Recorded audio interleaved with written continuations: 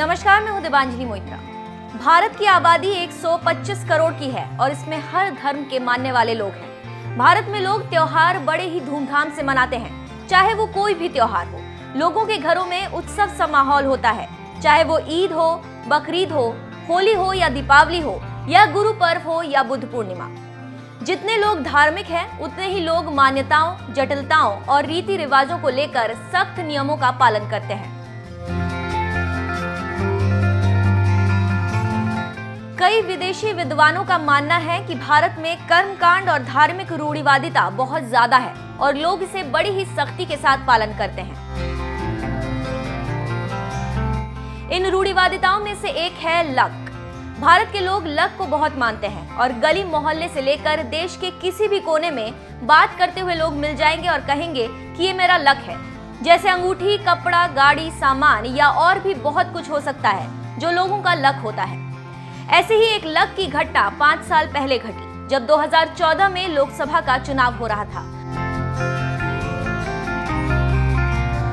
उस वक्त के बीजेपी के पीएम उम्मीदवार नरेंद्र मोदी चुनावी प्रचार करने कानपुर आए और कानपुर के कोयल नगर में एक जनसभा को संबोधित किया। कानपुर में संबोधन के दौरान लकी कुर्सी पर बैठे और प्रधानमंत्री बन गए। अब लोग चाहते हैं कि एक बार फिर प्रधानमंत्री कानपुर आए और इसी कुर्सी पर बैठे, तो दोबारा 2019 में प्रधानमंत्री बनने से उन्हें कोई नहीं रोक सकता।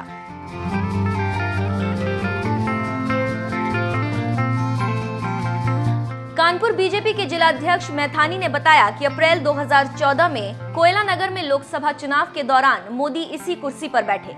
इसके बाद वो देश के प्रधानमंत्री बन गए। मैथानी मानते हैं कि इसके बाद सितंबर 2016 में उत्तर प्रदेश विधानसभा चुनाव से पहले प्रधानमंत्री मोदी ने निराला नगर मैदान में एक चुनावी सभा की थी, जिसमें एक बार फिर वो इसी कुर्सी पर बैठे थे और 2017 में उत्तर प्रदेश में भारी बहुमत से बीजेपी की सरकार बनी थी। 5 साल से भी अधिक समय से कांच के शीशे में रखी है और अब इसको फिर से बाहर निकालकर रंग व रोगन कर चमकाया जा रहा है, क्योंकि प्रधानमंत्री नरेंद्र मोदी कानपुर का दौरा करने वाले हैं। जिला बीजेपी अध्यक्ष का मानना है कि अगर फिर से प्रधानमंत्री मोदी इसी कुर्सी पर बैठे और फिर केंद्र में मोदी सरकार बने,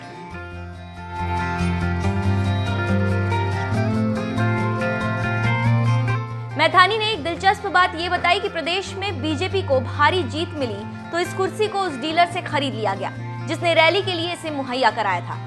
बाद में इसे बीजेपी कार्यालय में शीशे के एक बक्से में धरोहर के रूप में रख दिया गया था और आज भी ये पूरी तरह से सुरक्षित है।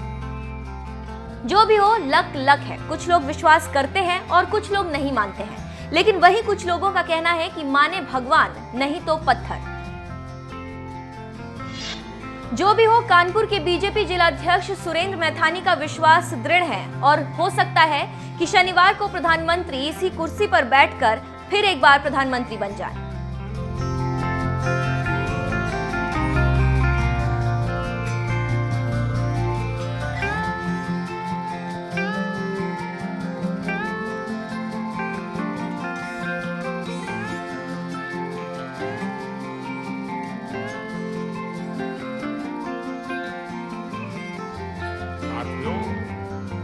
मत भूलिए, दिल्ली के बाटला हाउस में जब आतंकियों का एनकाउंटर हुआ था, तो ऐसे ही एक और राज दरबारी ने दुनिया को बताया था कि आतंकी की मौत पर तब रिमोट कंट्रोल से सरकार चलाने वालों के आंसू थम नहीं रहे थे।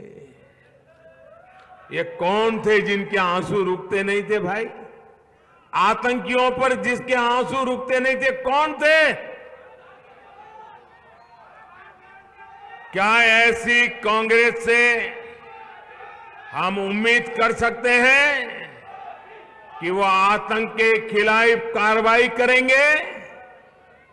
क्या ऐसी कांग्रेस से हम उम्मीद कर सकते हैं कि वो आतंक के सरपरस्तों को खत्म करेगी? संभव है उनसे? ये कांग्रेस कर सकती है? उनमें दम है, माजा है, इरादा है? कौन कर सकता है? कौन कर सकता है? आतंकवादियों का मुकाबला कौन कर सकता है? आतंकवादियों का खात्मा कौन सा कर सकता है? मोदी नहीं, 125 करोड़ देशवासी कर सकते हैं दोस्तों। ये ताकत हिंदुस्तान में है। आतंकवाद के खिलाफ नरमी से, इसी कांग्रेसी रवैये की वजह से पहले आतंकियों को मुंहतोड़ जवाब नहीं मिल पाया और आज ये एयर स्ट्राइक और सर्जिकल स्ट्राइक पर सवाल कर रहे हैं। लेकिन जब इनकी सरकार थी तब क्या होता था? आज जिस तरह हम आतंकियों के ठिकानों पर स्ट्राइक करते हैं, आतंकियों के स्लीपर सेल्स पर स्ट्राइक करते हैं, लेकिन ये हर आतंकी हमले के बाद चुप बैठ जाते थे या फिर हमारे वीर जवानों की कार्रवाई पर आंसू बहाते थे। साथियों, इनका वही चेहरा फिर से एक बार सामने आया है। एयर स्ट्राइक पाकिस्तान में हुई, लेकिन सदमा भारत में बैठे कुछ लोगों को लगा है।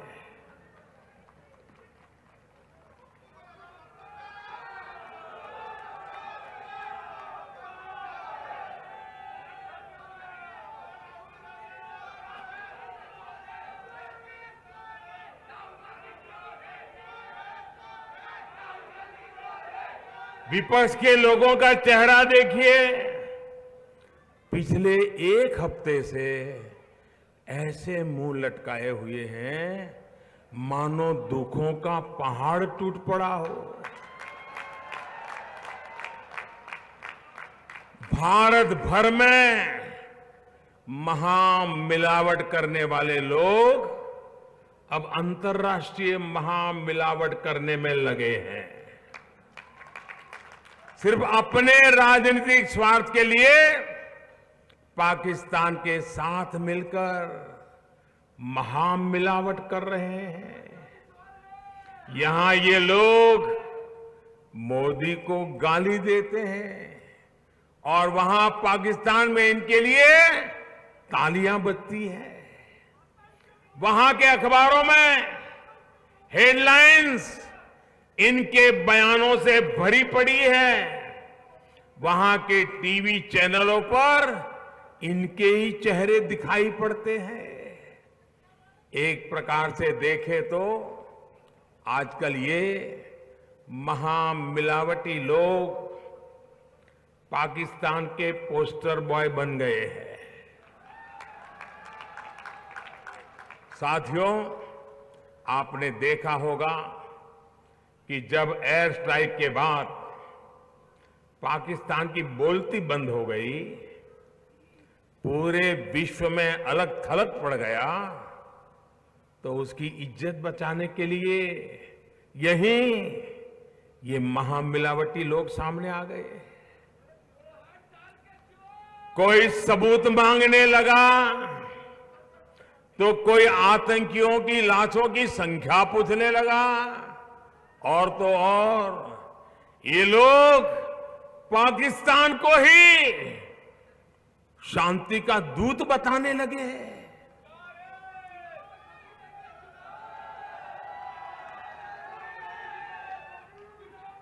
आपने देखा होगा कि यह अंतर्राष्ट्रीय महामिलावट एक सुर में राग आलाप रही है। एक तरफ देश भर में देश को प्यार करने वाले लोग एक हो रहे हैं, तो दूसरी तरफ मोदी की नफरत में सारे मिलावटी लोग चू चू चू चू कर रहे हैं।